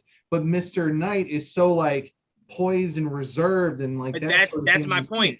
Mr. Knight is only reserved because he's Mark. He's Mark. So they changed Steven here. So he's just taking on the characteristics of Steven because it's Steven under the hood. So Yeah. he's going to be more like the character of Steven, not And Mark. I've seen a few people say it, and I even thought, who's to say Mark isn't Mr. Knight at some point? Like he was in the Reflections. He was suited up as Mr. Right. Knight. Like Yeah. Mark could take over the body and be like, I'm in the Mr. Knight suit now. Yeah. 100%. And then I'll get down So to it. we could see that, but that's the thing I think people are stuck on that they're not understanding is that the reason why he's not the poised version of himself is that at the time he transformed into Mr. Knight while he was Steven. You know what I'm saying? Yeah. So you take on the personality of Steven. You wouldn't take on the personality of Mark. You're Right, Steven. and that makes sense for what it is. I'm just saying the attire he's dressed in looks very like formal and like this is a guy who's got it together. And then they had him kind of like fumbling around almost Deadpool like, and I was just like, that's not what I would expect seeing. Well, the suit package. the suit, I actually appreciated the line because the suit was, he legit said, Layla legit said, go into the suit. And he's Suit thinking up, like, yeah. I don't know what the hell you're talking about. So I just imagined a suit. And that's what he came up with. So that's why I'm like, that worked perfectly. I even loved the superhero landing and then the fall. That Because was he great. like, I'm just so not used to this. Like, I don't know. If they give everybody what they want with Mark being Mr. Knight, they could do a throwback to that first scene with Mark. Like, what the hell are we wearing? Like later in the show, he dons the Mr. Knight suit and Steven's like, so you do like my suit. And Mark's like, Right, it's growing exactly, on me. Okay. Right, right. And look, my favorite look of Mr. Knight, honestly, is essentially Mark just in that suit, like when he has the mask off. Like, I love With the bandages and everything. Right, yeah. exactly. I love the aesthetic of that. So I'm like, yes, we'll get that. Hell, Blake, I was just telling Joelle, I want that limo. I want the Mr. Knight limo. Like, I want the whole The 9. Spectre bro. mobile. I want the Yeah. Spectre mobile. I want the whole 9. Again, Yeah. it's coming. Again, this is episode 2 of a 6-episode series. And then we know we'll see him a lot going forward. So there's so much time to add on all this stuff that people want. But to get it this early, then how do you develop the character anymore going forward if you give everything now? Exactly. Yeah. You got to get points. Like how much cooler was it to see Stark suit up as Iron Man at the beginning of Infinity War? Picture if they gave us that in Iron Man 1. Well, then what do you do going forward? How do you make this any cooler Yeah, going like forward? they already started off with Mr. Knight with people saying, well, that's too early. And it's like, okay, well, then let's build to other stuff, like him getting the limo, him becoming the Right. detective, him becoming brutal. Like there's still have to lead to something, even though we're getting this early. So, yeah. Right. There's still much more room to grow. This character is not finalized. Doesn't the picture with Mr. Knight have him with bloody hands or Yes. knuckles? Let him get to that. We haven't seen that yet. Right. I mean, hell, we haven't even seen Moon Knight get bloody yet. Exactly. So it's like we got. It is episode 2. Yeah, it's very God early. forbid. Very early. Good gracious. We'll get there. We'll get there. We'll get there. What else you got, Ryan? No, I mean that was kind of it in a nutshell. Like I'm excited. I want to see more. Kind of piggybacking off what you just said. I think it would service this show better if like we had seen Moon Knight suited up, explored that, and then been like, oh, there's another layer. here's Mr. Knight and then done that in maybe episode 3 and then given that some room to breathe. But structure-wise, even though it's a little jarring, and frankly, for people I've been talking to who've never heard of Moon Knight before, they are like completely lost on most of this stuff. I'm trying to like fill in the gaps for them. I'm doing the best job I can, but I think it makes sense enough. The best way to explain it to them is if you ever watch someone draw, right? Yeah. They usually just do circles, and you're like, "What the fuck are you doing?" But they'll always tell you, "Bro, I'm drawing. Let me finish it, and then you can critique it." But it's episode 2. Let them. Once you get 6 episodes, if you're still confused, no problem. Then we're here to help fill in some of the blanks. But if you don't know the character, of course you're confused in episode 2. There's storytelling. Let them tell the story, and then they can maybe answer every possible question you have. Right. But to be so loud about not understanding or not liking, and you're only in episode 2, let it finish. And then if you still don't like it, no problem. That's your taste. No problem. Not here to argue that. But just let them tell the story first. And then see if they answer some of your questions. One thing in terms of liking that I wish that they continued on with this was his like phasing in and out of character. Like I almost would have loved that. I think horror movies do it a lot where you like dip down to one side and all of a sudden you come back up as another character, or you dip back or whatever. Like I would have loved something like that to just be like how they phase and transition out of this character. But they've been handling it really well, and I can't wait to see what's next. Yeah, there's a lot more to come. I can tell you guys that. All right, All in the Game says Steven/Mr. Knight should develop into a cerebral detective with Mark as the brawny Moon Knight. I think that's what they're getting to. I think Steven will be the personality that they lean on for movies going forward to be like the comic relief. And I think they'll focus more on Mark being the host. And us getting Mark's versions of Mr. Knight and Moon Knight, and then just using Steven for those levity moments. See, I was picturing it like, you know, they've got like a main group of people, and then certain ancillary characters like a Moon Knight will pop in out of the shadows, all self-assured, knows what he needs to do, and he's just chucking whatever, like what do we call them, moonerangs? Nighterangs. Moonerangs. But yeah, the confident persona you keep referring to is Mark. That's what I keep saying. That's Mark. Yeah. But again, they changed Steven. Yeah. That's not Steven's personality in the comics either. Yeah, Steven's more like Bruce Wayne, right? Yes. To a degree. Yeah. Sorry, I'm trying to make it easy. You know? No. It's not a shot at you at all. We just mean like when you think Bruce Wayne is still at the end of the day Batman. Right. Steven very much is just a billionaire. Mm-hmm. Like the aspects of the crime fighter and stuff is not there for him. He's just a billionaire. Yeah. It's like Jake Lockley. Like he's just the cab driver. It's when we ever going to see Jake? That we get that. We could. Okay. But look, you just finished saying how some people are confused with just Mark and Steven. So they introduced Jake this early, it would blow some people's minds. So I'm just asking Mr. 4 episodes here if he's seen a little something. Oh, no. Okay, I'm not alluding to anything. No, alluding to anything. No. Right. I learned my lesson a long time ago to pull my punches in what I say. So I don't give anything away. No, I would never do that to you guys. But yeah, no, it's all stuff that we're going to get. They'll definitely give us everything that we're asking for at some point. We know the MCU. That's what they do. They usually give us what we want at some point or the other, unless it's Mephisto, and then you never get it. But anyway, we had a great breakdown of episode 2, Summon the Suit. I just want to say this. I hope everybody that tried to get tickets for Doctor Strange successfully got your tickets.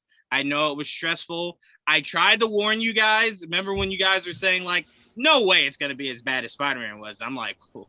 I mean, I stayed up late 2 hours struggling to get Spider-Man tickets. Finally did get it. I woke up late today. I was like, 4 tickets. Doctor Strange. I was I don't know. Same thing. I went in for the 3:00 tickets and it was just like, boop, boop, boop. And then Joel was just like, I can't get in. And I'm just like, what happened in like the mere seconds that I completed checkout that everyone's like AMC's down. I'm like, did I do something? Like, like did I hit the wrong button and the whole mainframe went down? But no, look, and if Doctor Strange is this bad, AMC should prepare themselves. Thor won't be any different.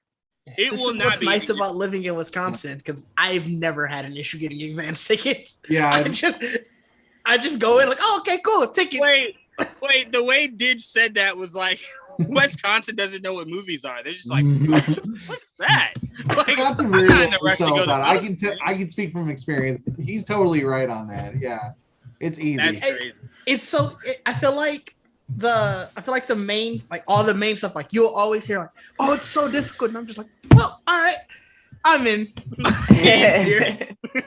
It's Friday night. What are we doing? look, Now we're going drinking instead. So Look, that's what we Sabrina do. said the same thing. Sabrina's just like, there's a theater right by me, so like, no biggie. And it's just like, well, we're here dying, Sabrina. Like, we're trying to get these tickets. Sabrina's just like, no biggie. No problem. Literally, even when No Way Home came out, like I remember Blake was like freaking out like midnight, and I was like, I'm just gonna go walk over to my theater the night before and just go see it. I was like, I gotta get these tickets. She's like, you do whatever you gotta do. I'm not staying up to stress myself out when I don't need to. Look, that's frustrating because me and Joelle have like 4 theaters that are close that we could go to. And all 4 of them will sell out in mere seconds. And it's like, damn, Yeah. not one of you doesn't have people in the area? Like, where's the town that just has 6 people? Can't we go to that town and go get tickets? Well, that's the thing. Like for like movie theaters, it's just like, it's like it doesn't matter what movie theater you see. Like the only time I think I ever put effort in to see it was like when I saw the Batman early. That was it. Like I was like, all right. Like when they had the early screenings, I was like, that's the only thing that I was like, all right, I'm willing to stay up. Want to see this. Want to get seats. Make sure I have them. I will say this every day I possibly can. Joelle is a godsend because while everyone was freaking out about getting Spider-Man tickets, Joelle handled it for me. So when Joelle was like, I was up all night trying to get these things, I was like, I had very good sleep last night. Like, I knew you took care of it for me, so I slept great. Like, I was very relaxed. Joelle was like, yeah, well, not me. Like, I slept all night trying to get these damn tickets. So you're a godsend, Joelle. 100%. You very much are. So Joelle got us tickets for Doctor Strange. Trevon, you got your tickets, right? I know that was a big struggle for you today. You got yours. I did. Yes, I did. Look, man, all I can say is it better be fucking worth it. The stress all of us had to go through. Half the day. Yeah, and look, Oh wow. some of us are A-listers, and as A-listers, you pay monthly, so you don't pay for the individual tickets each time you go. So it's like we couldn't even use A-list, so we had to actually come full out of pocket on top of paying for A-list a month to secure these tickets. So it's like, Doctor Strange, you better literally, I don't mean metaphorically, my head better be in legit chunks on the ground when those end credits roll with the amount of stress that people Don't do had that to go the through. movie theater staff, Juwaan. Don't do that. Yeah, let them live. I know. They already have No. to deal with all this. No. I don't know how they're need gonna to do have it all. mozzarella Soda sticks messes. when I go. Wait, say it again, Trevon. I just need them to have mozzarella sticks again when I go to the theater. I'm so sick of this. No chicken, no mozzarella sticks. I almost never What's get wrong food with at the y'all? theater. It's What's wrong with expensive. y'all? I was about to say, Joelle never gets food. So Joelle's like, I don't worry about any of that. I get Yeah. popcorn. That's about it. I've been doing that a lot lately though, but that's because of my fiance. But usually I can't eat or drink too much. I just can't hold it in like I used to. And if it's a long movie, it's a conflict. Oh, I'll just itis. destroy myself. I'll just sit. I'm not getting up. Okay. I'll just. Yeah, I don't like getting up. Don't make it sound like that, Trevon. Where it's like, No, I'll just you be know, there in like, right pain. here. I'll just be like, Like- I'm not getting up. I'll wait till the credits and everything. I ain't getting up. Like I'm like, I'll be all right. I'm the same way. I won't get up. Juwan, I Hey, gotta look. ask you for real though. Yeah. Do you think 2 hours and 6 minutes is enough to tell everything that's gonna go on in that movie? No. Because it's like Well, Illuminati, new well, characters. Here's why I can't answer that. I have no idea what I'm going to see out of this movie. So everything could make 100% sense. Look, Batman I'll was answer 3 it, hours, and I still said, no. There were things you should have answered in this movie. Like, you know what I'm saying? You should have made it 3 hours and 25 minutes so you could have answered more. Give me 6 hours. I was gonna say, I think you just wanted it to be longer. Oh, 100%. So to me, a runtime never matters because it depends on when you were writing this, was the concept to answer everything in this movie? If it wasn't, then however long the runtime is, it still doesn't answer the questions you want because it wasn't made to. So that's what I'm saying. I can't answer that till I see it. And then I'm like, well, okay, yeah, that made sense. They did this, did that. So I personally, I don't know about anybody else. You guys can chime in. I can't answer that till I see it. I feel that same way. Okay. It No, justifies. Yeah. Yeah. So I mean, People 'cause a ask lot of about people- the runtime, and it's like, I don't know. I don't know what they're trying to tell yet. I Right. can't judge if it's right. I mean, They're the ones that made that call. if Right. they're playing off like the stuff from WandaVision, then I feel like 2 hours and 6 minutes might be enough time, especially not see, this is the thing I've been struggling with since they started the Marvel shows. It's just like, how much do they want to reiterate in the movies for people who haven't watched the shows? Exactly. And this movie will be a great test to see, like, well, if you don't have that Right. Disney Plus subscription, y'all better start Yes, reading lead something, them out better the start drive. catching reviews. Your That's fault. Or why- if they're going to be like, we'll throw you a bone, we'll explain some things, and the people No, who see no the series bones. will have to sit through it. That's why the runtime to me, ideally sounds perfect. Because to me, it's just a continuation. It's not Right. telling a new story, right? So it's just a continuation. So if you're caught up with everything, you'll go right into it knowing exactly where they're at, right? Because Right. essentially, to us, the only new concept is the Illuminati and America Chavez. Those are the new concepts that it's like, okay, how much time are you going to take to explain both of these new concepts? recap. Everything There's gonna be else, some new yeah. characters on top of that. Not though, recap like, Scarlet Witch, please. Yeah. If you don't know who Wait, that is, what'd you you don't know say? why she look like that, it's your fault. Oh, I got you. I'm Hey. sorry. She said, I can't complain with the broke people. Yeah, Trevon, Can't relate. Yeah, Trevon just looked down on him like, ugh, you. But yeah, no, we all have that I mindset. don't speak Like, bro, broke. we spent the time to watch these shows, so just because you skipped it doesn't mean the movie has to now acquiesce to you. Go watch it. You know, go watch it. There's I'm waiting for recaps. Go somebody watch to get somebody online and be recap. like, I don't know what that was. It's your fault. Get offline. Yeah, 100%. And by the way, can I just say this? For Thursday night showings, you guys need to work on, don't be bringing people with you that don't know nothing, okay? Because it is the worst thing on the Thursday night that we expect. That's where, like, the true passionate fans go. We expect just cheering and clapping, right? Sometimes crying. Oh, The what's worst this? thing is when you're there and you're trying to enjoy it and someone's just like, this Batman, like who's that? Like who's that? Yep. Excuse me, really? Go Friday, go Saturday, don't go Thursday. Thursday is supposed to be for us that know what we're looking at. Don't go Thursday. That should be a law. Biden, work on that, okay? Work on that. Make that a law. Make that a nerd law. That if you don't know, you can't go on Thursday. Yes. That happened to me when I saw the early screening for the Batman. There's like this group of girls talking behind me the whole time. Oh my god. I'll be like, yo, Listen, Oh, I'm not. Nightmare. I'm all about peace and everything, but like if somebody did that, I'm like, Don't do this. Don't do this to me. I'm like, will like say you see what's early happening on the screening. screen? I'm gonna do that Not to an early you screening. if you don't be quiet. To be fair, Like, yeah. yeah. Me and Joel got yelled at once. The only time we've ever been yelled. You remember when we were talking during Rise of Skywalker, and she just turned around. Can you guys be quiet? And we were like, we thought we were whispering. Like, Yeah. There is like, so yeah, like that actually happened like my like fourth viewing or whatever. I like went to go see it with my cousin and like I already saw it, but like my cousin hasn't, and like some guy behind us was like talking the entire time, like explaining the entire movie, and I was like, dude, just let him watch it. Like it was so weird, but like he was literally explaining like everything, like instead of like watching, like they were in a full blown conversation instead of watching the movie, and I was just like, I was like, wait for HBO yeah, Max, shout out please. to Go ahead. whoever that woman was, because I swear, me and Joel were like leaning over to each other and whispering, and she's just like, I can hear you still, and it's like, how? Man, Oh, like man, get out some of my people just have super conversation. hearing when it comes to stuff like that. like, because me and Joel are very like, we always talk to each other during the movie, but we're very respectable, right? Like, it's never loud, it's never continuous. It's just like, oh shit, did you see that? Yeah, I saw that. Okay, we'll come back to that, right? So when she kept yelling at us, we're like, no, that's a you thing. Like, that's really a you thing. The guy next to me can't even hear what I'm saying to Joel. Oh man, you Like, should I have said, hear everything. Shut up. you should have We're said, like, man, this lady in front of us really stinks.